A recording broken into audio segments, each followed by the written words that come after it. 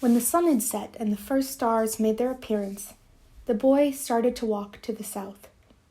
He eventually sighted a single tent, and a group of Arabs passing by told the boy that it was a place inhabited by genies. But the boy sat down and waited. Not until the moon was high did the alchemist ride into view. He carried 2 dead hawks over his shoulder. "I am here," the boy said. "You shouldn't be here," the alchemist answered. "Or is it your personal legend that brings you here?" "With the wars between the tribes, it's impossible to cross the desert, so I have come here." The alchemist dismounted from his horse and signaled that the boy should enter the tent with him. It was a tent like many at the oasis. The boy looked around for the ovens and other apparatus used in alchemy, but saw none. There were only some piles of books, a small cooking stove, and the carpets, covered with mysterious designs. "Sit down.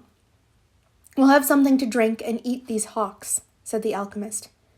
The boy suspected that they were the same hawks he had seen on the day before, but he said nothing.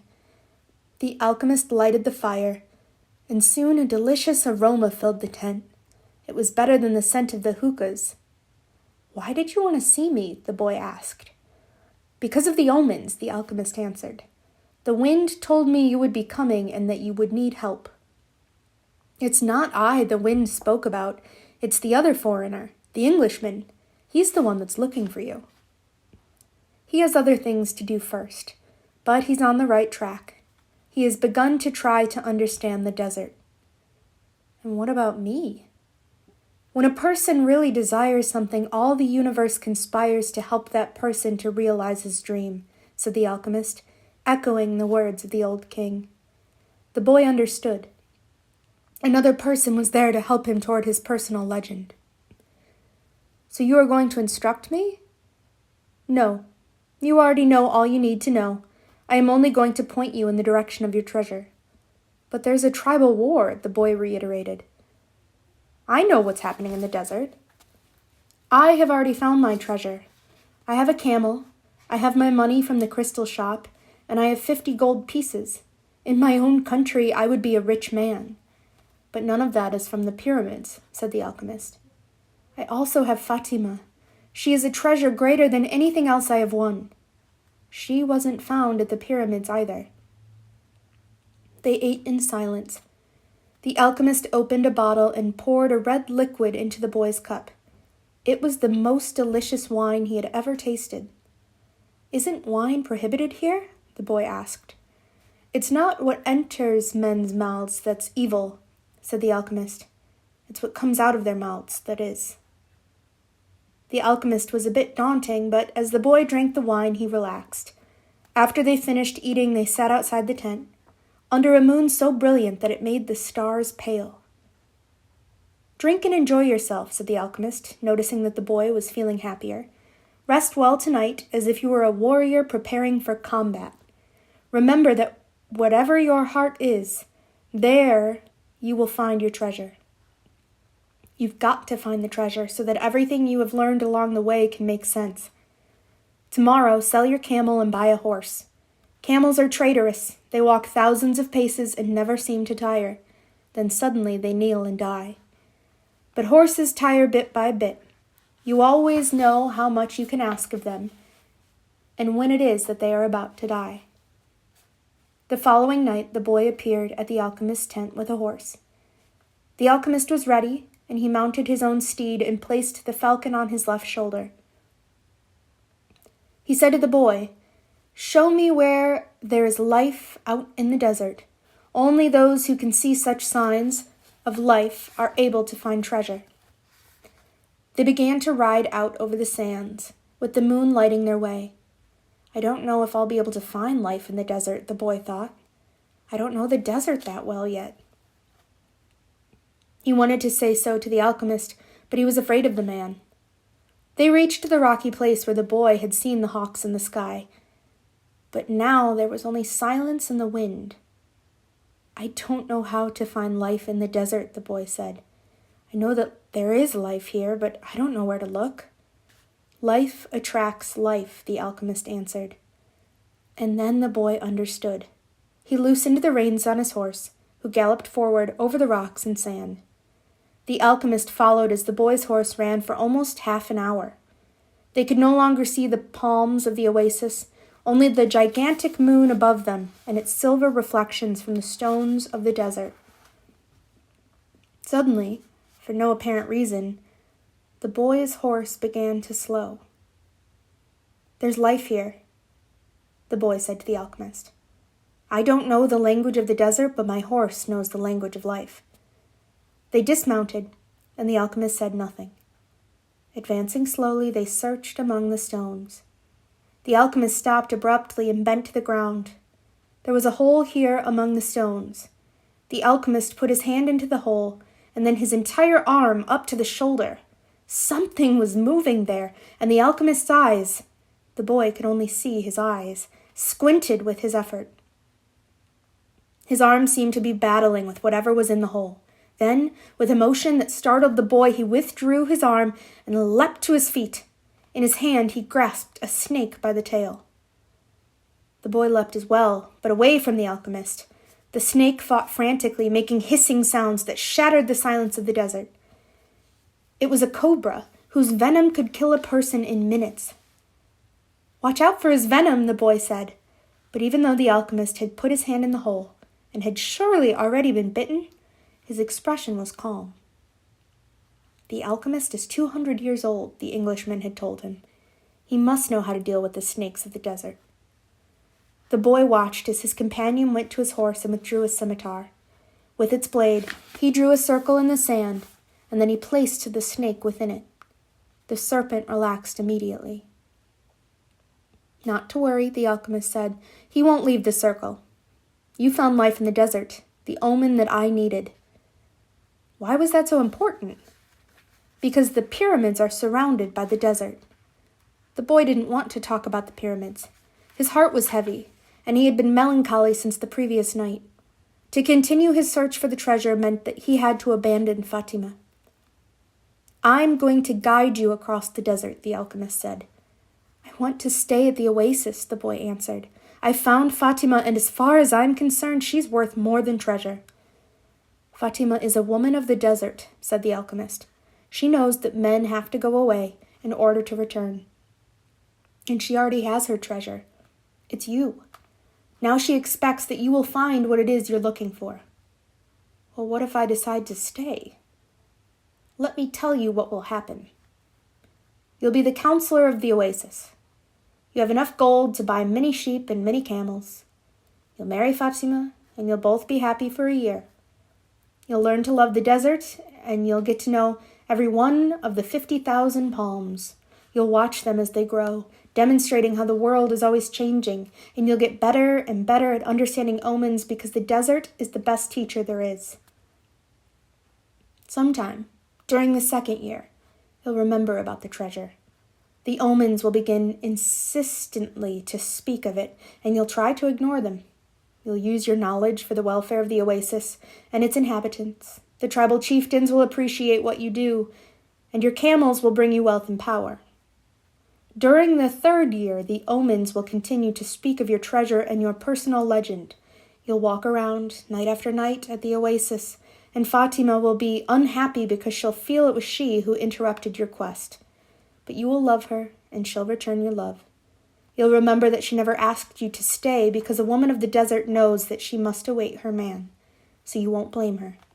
But many times you'll walk the sands of the desert, thinking that maybe you could have left, that you could have trusted more in your love for Fatima, because what kept you at the oasis was your own fear that you might never come back.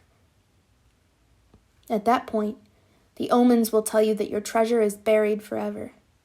Then, sometime during the fourth year, the omens will abandon you, because you've stopped listening to them.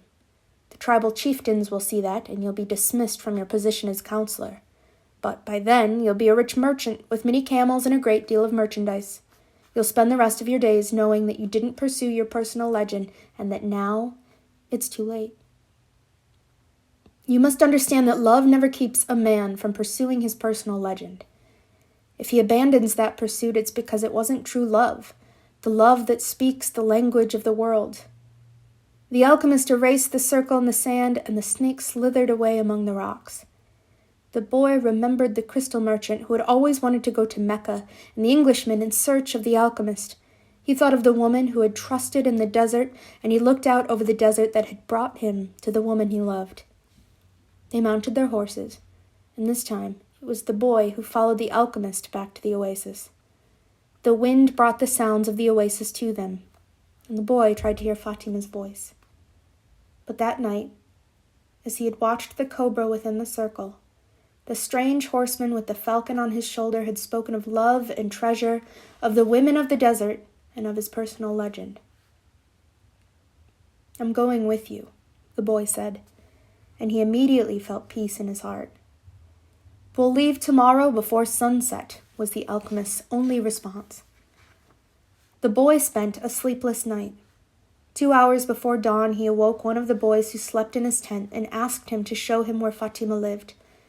They went to her tent, and the boy gave his friend enough gold to buy a sheep. Then he asked his friend to get into the tent where Fatima was sleeping and to awaken her and tell her that he was waiting outside. The young Arab did as he was asked and was given enough gold to buy yet another sheep. "Now leave us alone," said the boy to the young Arab. The Arab returned to his tent to sleep, proud to have helped the counselor of the oasis, and happy at having enough money to buy himself some sheep. Fatima appeared at the entrance to the tent. The two walked out among the palms. The boy knew that it was a violation of the tradition, but that didn't matter to him now. "I'm going away," he said, "and I want you to know that I'm coming back. I love you because—" "Don't say anything," Fatima interrupted. "One is loved because one is loved. No reason is needed for loving." But the boy continued. "I had a dream and I met with a king. I sold crystal and crossed the desert, and because the tribes declared war, I went to the well seeking the alchemist. So I love you because the entire universe conspired to help me find you." The two embraced.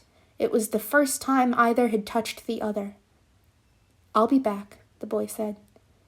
"Before this, I always looked to the desert with longing," said Fatima. "Now it will be with hope. My father went away one day, but he returned to my mother, and he has always come back since then."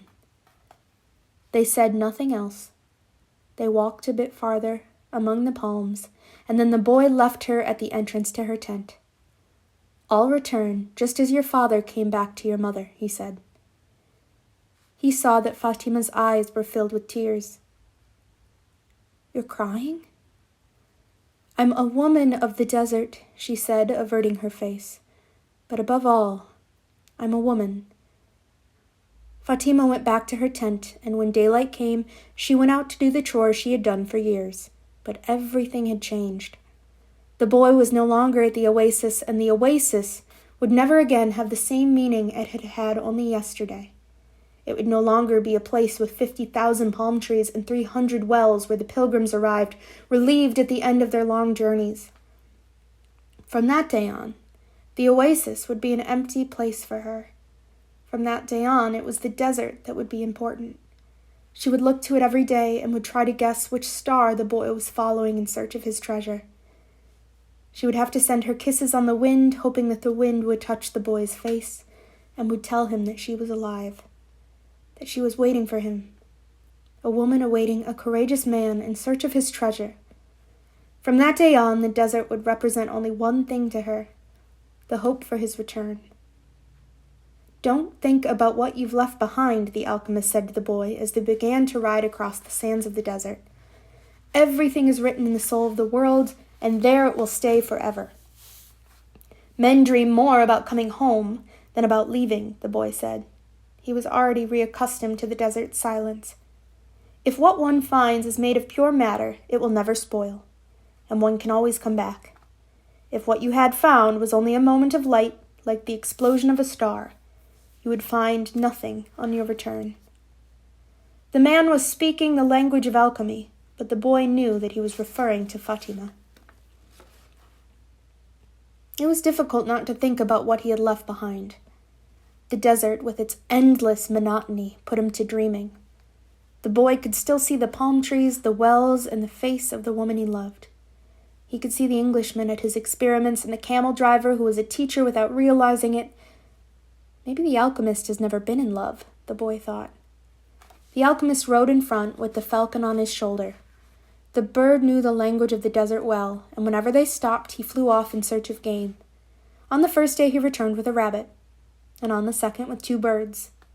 At night they spread their sleeping gear and kept their fires hidden. The desert nights were cold and were becoming darker and darker as the phases of the moon passed. They went on for a week, speaking only of the precautions they needed to follow in order to avoid the battles between the tribes. The war continued, and at times the wind carried the sweet, sickly smell of blood. Battles had been fought nearby, and the wind reminded the boy that there was the language of omens, always ready to show him what his eyes had failed to observe. On the 7th day, the alchemist decided to make camp earlier than usual. The falcon flew off to find game, and the alchemist offered his water container to the boy. "You are almost at the end of your journey," said the alchemist. "I congratulate you for having pursued your personal legend." "And you've told me nothing along the way," said the boy. "I thought you were going to teach me some of the things you know. A while ago I rode through the desert with a man who had books on alchemy, but I wasn't able to learn anything from them." "There is only one way to learn," the alchemist answered. "It's through action. Everything you need to know you have learned through your journey. You need to learn only one thing more."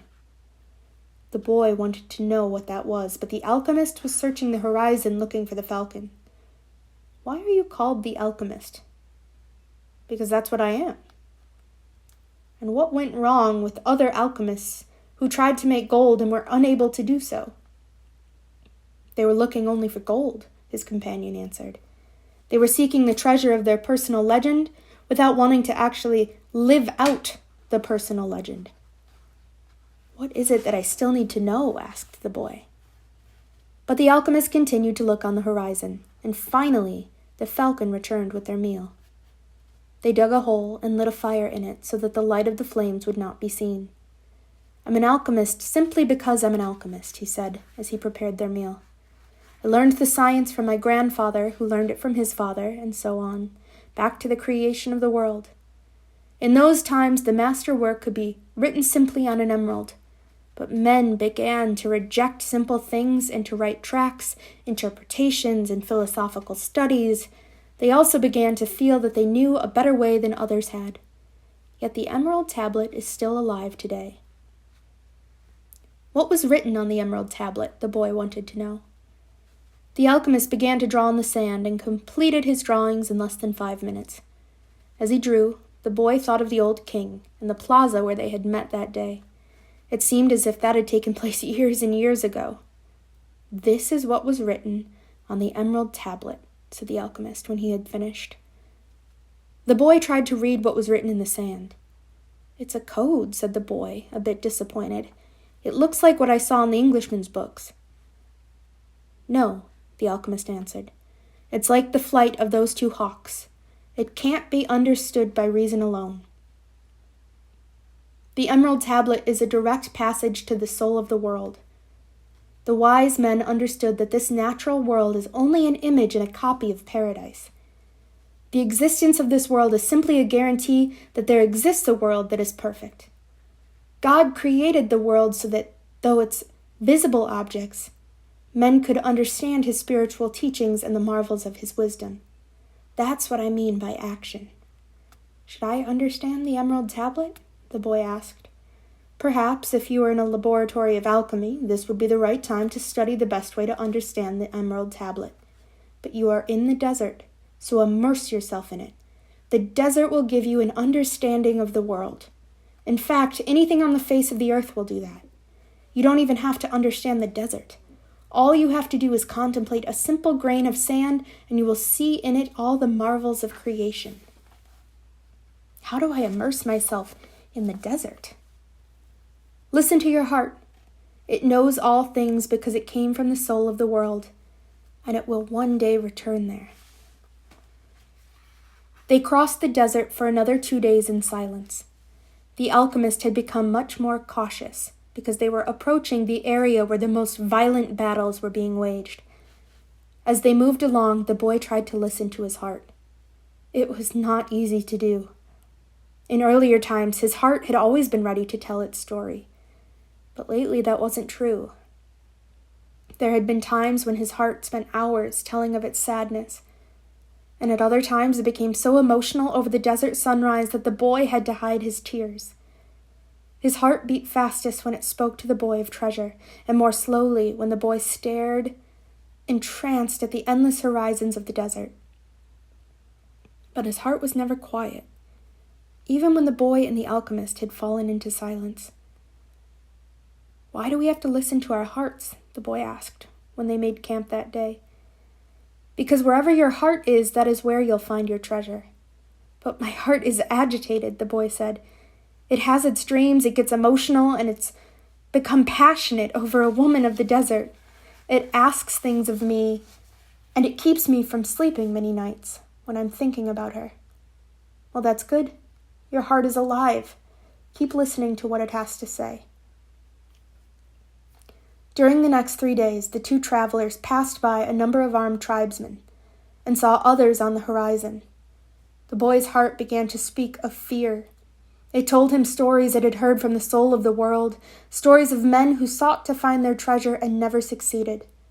Sometimes it frightened the boy with the idea that he might not find his treasure, or that he might die there in the desert.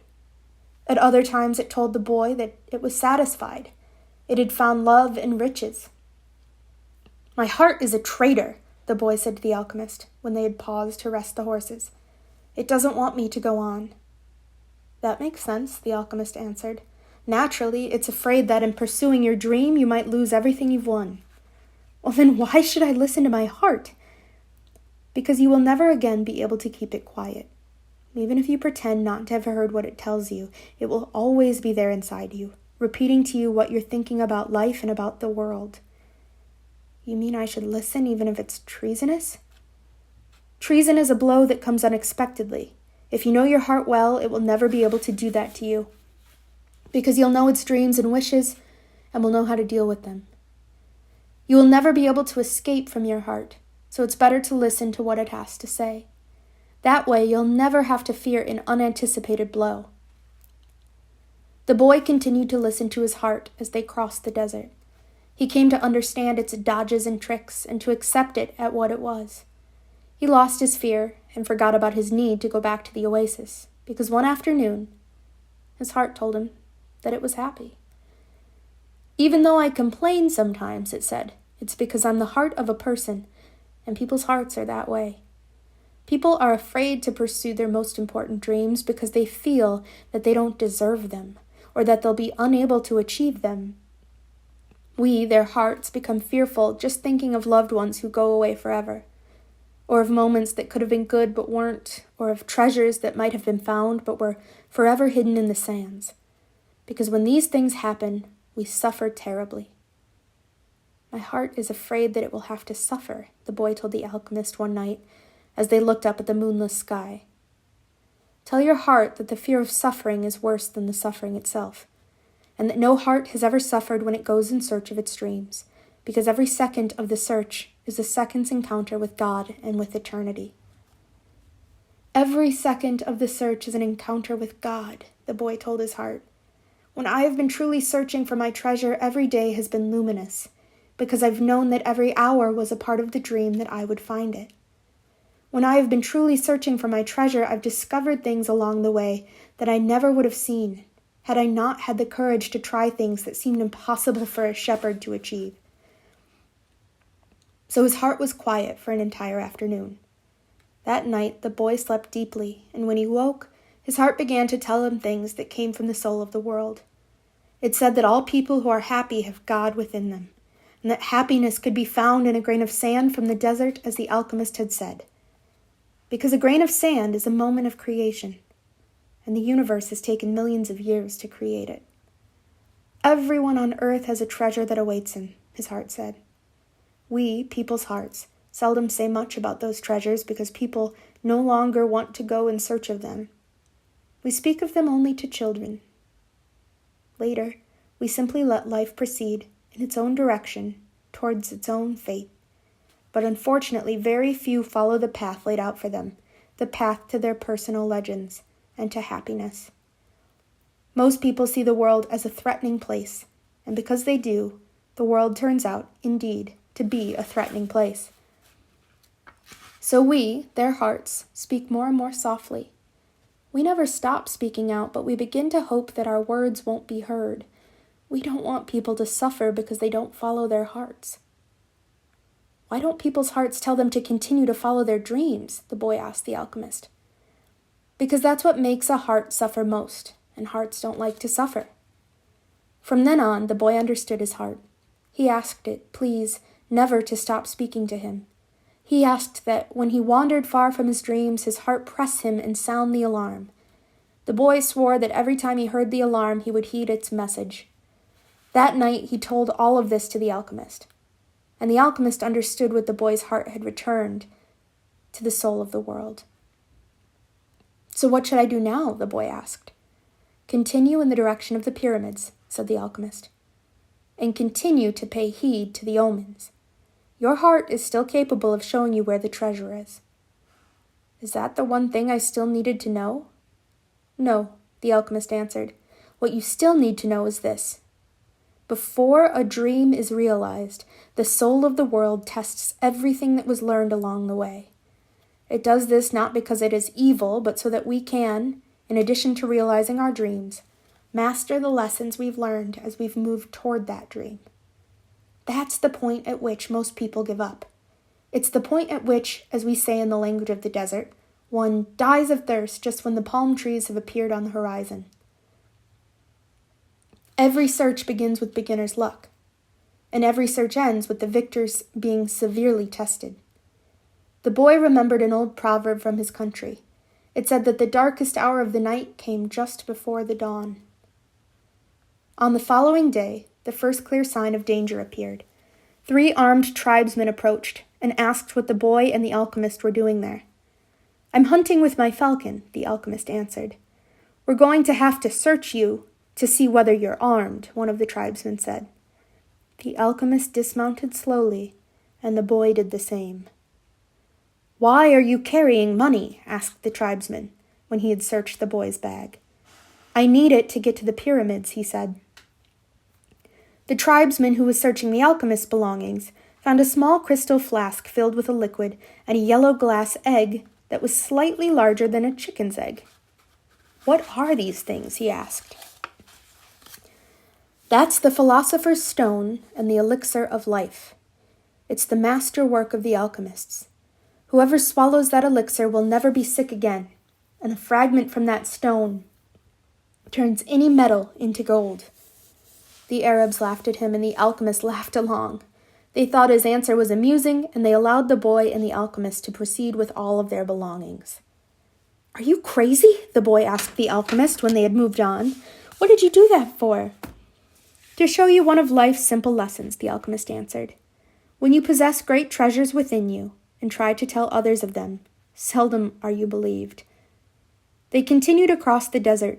With every day that passed, the boy's heart became more and more silent. It no longer wanted to know about things of the past or the future. It was content simply to contemplate the desert and to drink with the boy from the soul of the world. The boy and his heart had become friends, and neither was capable now of betraying the other. When his heart spoke to him, it was to provide a stimulus to the boy and to give him strength, because the days of silence there in the desert were wearisome. His heart told the boy what his strongest qualities were, his courage in having given up his sheep and in trying to live out his personal legend, and his enthusiasm during the time he had worked at the crystal shop. And his heart told him something else that the boy had never noticed. It told the boy of dangers that had threatened him, but that he had never perceived. His heart said that one time it had hidden the rifle the boy had taken from his father because of the possibility that the boy might wound himself, and it reminded the boy of the day when he had become ill and vomiting out in the fields, after which he had fallen into a deep sleep. There had been 2 thieves farther ahead who were planning to steal the boy's sheep and murder him. But since the boy hadn't passed by, they had decided to move on, thinking that he had changed his route. Does a man's heart always help him? The boy asked the alchemist. mostly just the hearts of those who are trying to realize their personal legends, but they do help children, drunkards, and the elderly too. Does that mean I'll never run into danger? It means only that the heart does what it can, the alchemist said. One afternoon they passed by the encampment of one of the tribes.